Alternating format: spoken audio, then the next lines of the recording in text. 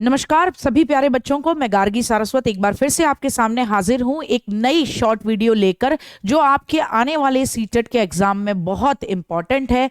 हमेशा बच्चों में एक डाउट रहता है कि एक अच्छे आकलन या असेसमेंट की क्या विशेषताएं हैं। बच्चा याद तो कर लेता है कि वैधता होनी चाहिए, वस्तुनिष्ठता होनी चाहिए, विश्वसनीयता होनी चाहिए, लेकिन वो हमेशा कंफ्यूज रहता है कि वैलिडिटी का मतलब क्या, रिलायबिलिटी का मतलब क्या, प्रैक्टिकलिटी का मतलब क्या है, ऑब्जेक्टिविटी का मतलब क्या है। तो आज हम उसे समझेंगे, क्योंकि इनसे संबंधित प्रश्न अधिकतर सीटेट में देखने को मिलते हैं और कई बार तो मैच करने के लिए ही आ जाता है। तो एक छोटे से कंफ्यूजन की वजह से नंबर न जाए, यह हमारा मेन एम होना चाहिए। सबसे पहले बात करेंगे वैधता या वैलिडिटी की। अंग्रेजी में इसे कहते हैं वैलिडिटी, हिंदी में बोलते हैं वैधता।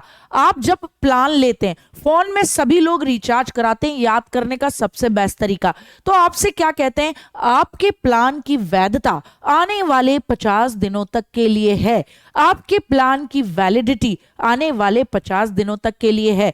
तो यानी आने वाले 50 दिनों तक जिस चीज के लिए आपने अपना फोन रिचार्ज किया है, चाहे आपने कॉल करने के लिए, मैसेज भेजने के लिए या फिर वीडियो कॉल करने के लिए या किसी डेटा से रिलेटेड चीजों को करने के लिए, आपको सभी इंटरनेट की सेवाओं के लिए वो सब उन 50 दिनों तक मिलेंगी। तो यानी ये वैलिडिटी या वैधता आपका जो उद्देश्य है उसे पूरा करेगी। तो हमेशा याद रखें, एक वैध टेस्ट या एक वैध असेसमेंट या एक वैध मूल्यांकन वो होता है जो वही आपके उद्देश्यों को पूरा करे जिसके लिए उसको बनाया गया है। तो याद रखें, वैध आकलन वही जो वास्तव में उन्हीं उद्देश्यों का आकलन करे जिस उद्देश्य के लिए उसका निर्माण किया गया है।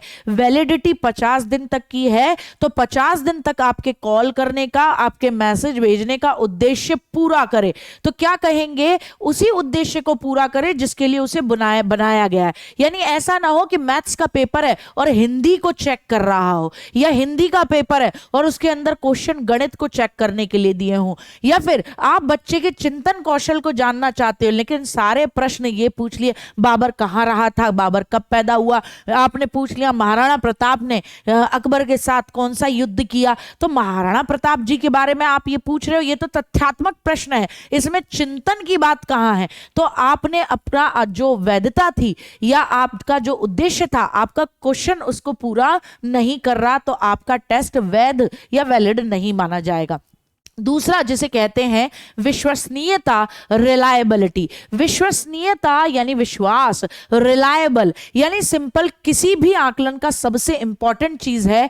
यानी आप इस टेस्ट को किसी भी समय करो, किसी भी परिस्थिति में करो, परिणाम सदैव समान होगा। तभी आप कहोगे कि टेस्ट जो है या ये मूल्यांकन जो है वो रिलायबल है, विश्वसनीय है। आप बच्चे का आज टेस्ट लो तो भी यही होना चाहिए, कल किसी दूसरे कमरे में जाकर उसका टेस्ट लो तो भी, क्लासरूम में सबके साथ भी उसका उतना ही नंबर आना चाहिए जितना अकेले देने से।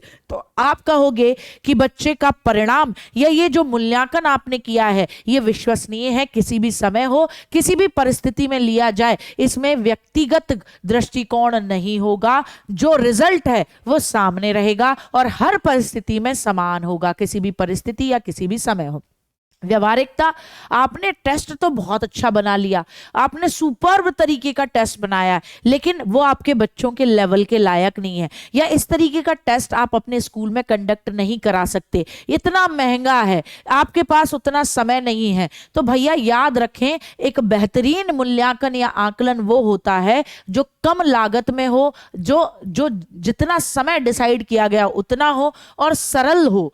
तो आप कहेंगे ये वास्तविकता से जुड़ा हुआ और व्यवहारिक है, यानी इस मूल्यांकन को लेना कक्षा में आसान है, इस आकलन को करना वास्तव में ही प्रैक्टिकल वे में आसान है, सहज है, आराम से आप इसे कर सकते हैं, सरलता से कर सकते हैं, हर बच्चे के लेवल का है।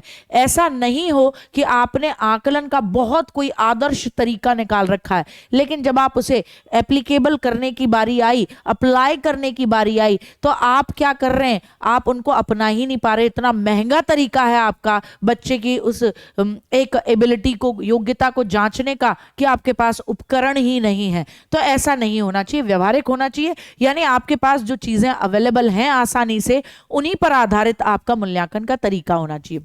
समझ में आया? वैधता प्लान की वैलिडिटी से याद रखें, यानी आपके उद्देश्यों को पूरा करता हो। फिर बात आती है विश्वसनीयता, किसी भी समय किसी भी परिस्थिति में लीजिए सेम रिजल्ट निकलेगा।